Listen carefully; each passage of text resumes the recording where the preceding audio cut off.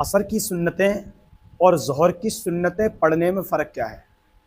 आप लोग नमाज में असर से पहले की 4 सुन्नतें पढ़ते हैं और आप लोग ज़ोहर से पहले की 4 सुन्नतें पढ़ते हैं। लेकिन इन दोनों नमाज़ों की जो सुन्नतें हैं, इनके पढ़ने का तरीका बिल्कुल अलग है।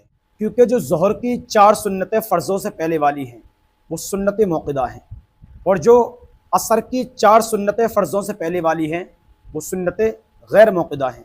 अब इनके पढ़ने का तरीका क्या है? सबसे पहले हम ये जान लेते हैं कि असर की सुन्नतें कैसे पढ़ते हैं।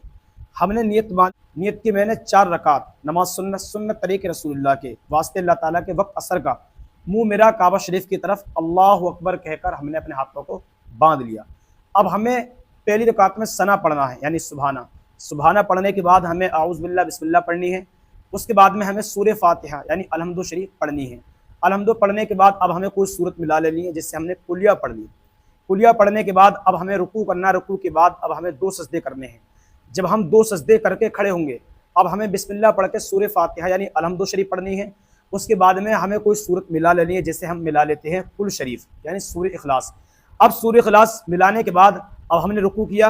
रुकू करने के बाद अब हमने 2 सजदे किए। 2 सजदे करने के बाद अब हम जब बैठते हैं कायदा उला में, अब हमने अत्तहियात पढ़ी। ठीक है, अत्तहियात पढ़ने के बाद में हमें अल्लाहुम्मा सल्ली अल्लाहुम्मा बारिक ये चीज़ें भी पढ़नी पड़ती हैं। इसमें ये फ़र्क है। अब हमने अल्लाहुम्मा सल्ली अल्लाहुम्मा बारिक ये पढ़ लिया। उसके बाद हम अब तीसरी रकात के लिए खड़े होते हैं। अब हमें तीसरी रकात में फिर दूसरा के सुबहाना पढ़ना है, यानी सना पढ़ना है। सना पढ़ने के बाद अब हमें आऊज़ बिल्लाह बिस्मिल्लाह पढ़नी है। इस तरीके से हमें तीसरी रकात मुकम्मल करनी है। उसके बाद में हमें चौथी रकात भी मुकम्मल करनी है। ये असर की और इशा की सुन्नतें पढ़ने का ये सही तरीका है।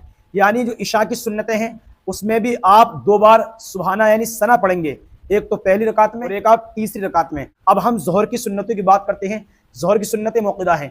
ज़ोहर की सुन्नतों में यही फ़र्क है कि हमें सिर्फ ज़ोहर की सुन्नतों में 1 बार सुबहाना पढ़ना है, यानी पहली रकात में।